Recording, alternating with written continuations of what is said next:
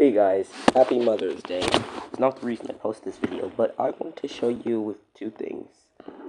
I'm going to show you the characters, their poses, their genders, and I will show you their icons, which you will also see at the end of every episode credit. First up is Melvin. Melvin's gender is boy, and he is a father to Timmy. He is a pretty calm character. I won't say he's very important. I will set up a storyline for him, but he's not the main character of the story. He will get his own. He will get his sunshine though. And he is married to Rachel and best friends with Sugar Boy. This is Rachel. She's a mom to Timmy and a husband and a wife to Rachel, but she's a bit overprotective. She likes gardening, animals, and cooking. But do not be Bob or Pencilbot and mess with Timmy or Melvin, because if you do, she will unleash her fury on you. And she also unleashed her fury on Sugar Boy because she's jealous that Melvin hangs out with her more. Timmy's up next, this cute little dude, my brother's favorite character. Timmy doesn't really have anything important. Like, Rachel's not the main character, but she at least has some move points. Timmy's one of the characters in this story who doesn't really have anything important to add to Pencil Wars. And he's just in Pencil Wars just as like a funny little character, just to have an entertainment character. And he also adds some more dynamic. He doesn't have a plot, but he adds plots. Like, he's the reason. Don't mind that my family's watching Thriller. Yeah, they're watching Thriller by Michael Jackson. Sugar Boy's up next, and I hope you guys can't hear that. I don't know. But Sugar Boy's up next. And, he, out of all the people, like, I won't say he's my favorite character, because I like all the characters. I don't pick favorite children. But I do like the way his character is based mostly around me.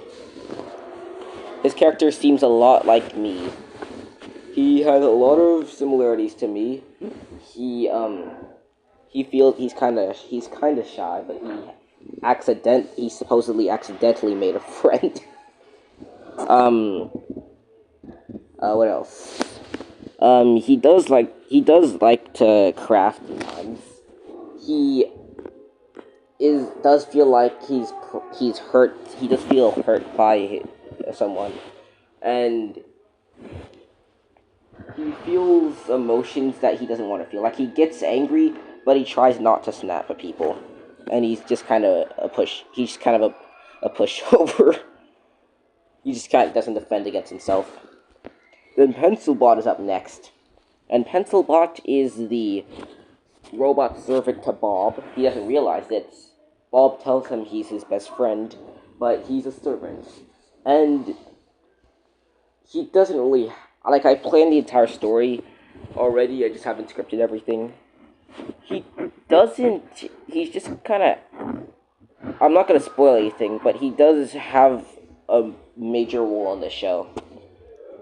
And don't mind that I keep saying he, because Pencilbot doesn't really have a gender. I need to talk about the gender as well. Melvin's a guy, Rachel's a girl, Timmy's a guy, Sugar Boy's a guy. Ignore that I keep calling Pencilbot a he. Pencilbot's genderless. Pencilbot's pronouns are it's. And now let's move on to its creator, Bob. And his smug little face. Bob is a character who for some reason has a Jamaican accent. Like, Jamaica doesn't exist in this world. My dad just wanted to give him an accent. He's voiced by my dad, just like Rachel's voiced by my mom. Not Timmy's mom. He's a scientist. He's fat, kind of. He's a fat pencil. But he's a scientist. And he does play an important role. He's the reason that Beta's in the show. And we need a smart guy in every show. Every show needs a smart guy. Next up is Johnny, who was drawn by Timmy, the imaginary friend to Linda, and the only reason he's not physically imaginary is because Bob, Timmy, and Linda worked together to make him real. Wow, Bob working together with Timmy even though he hates children. And that's why he looks like he was drawn by a 2-year-old. Timmy, none of my characters actually have ages, but yeah, Jonathan. He is a supporter to Linda, and he cares deeply about Linda and how she feels. And he doesn't really necessarily care about anyone else other than Linda and anyone she's into. He basically just serves as a bodyguard to her. And now the main character, Linda. Linda's the main character. Yeah, she's the main character. And Linda is also shy, like me. She does like please do not make any art of Sugar Boy and and please do not make any art of Sugar Boy and Linda constantly kissing. But Linda does have a crush on Sugar Boy. He doesn't know that until the finale, but Linda does like her. Like him. But Linda's shy. But the love part's not the main focus. The main focus is Linda learning about her past, and she actually has memory loss. She doesn't remember what happened before March of 2024, which when all these characters except for Rango were created. Next up is Mr. Squishy, Timmy's plushie. As of now, Timmy voice acts him. He might get a voice actor in the future, or maybe not. That's just an idea I have. I don't know if it will happen. I always forget about him. And one of the lines of the episode is, "And don't forget Mr. Squishy," by Timmy, which is a reference to me constantly forgetting Mr. Squishy exists. And I like how he's just a plush. He's just a stuffed doll. And then we have my favorite character to animate, Gary. I love animating this guy. Also, Mr. Squishy doesn't really have a gender because it's inanimate. But if you want, you can think it has a gender. And Timmy thinks that, but Mr. Squishy is generally not really gendered. Back to my favorite character to animate, Gary. He's a silly little guy. He can like change his. He's an eraser, but he can change his body. And in one of the scripts, he turned into a snail, which is a reference to Gary the snail from SpongeBob. He has lore, but he's mainly there as an entertainment character. He just says random lines, does random things. He's most iconic for his shower mattress that tastes like pizza cake. Yeah, he just has this little gimmick where he has this shower mattress and it eats on it and it tastes like pizza cake. And he does have a child. I showed it to you in one of the posts. It's an ugly version of Smackle named Abomination. And I consider it his child. And Gary's best friends with the next character, Tyler. He just lives this little peep squeak. He's like he's the lead on a pencil. He's the lead on a pencil. That's what he is. He just squeaks around and yeah, that's pretty much it. I thought it'd be funny. And then Rango.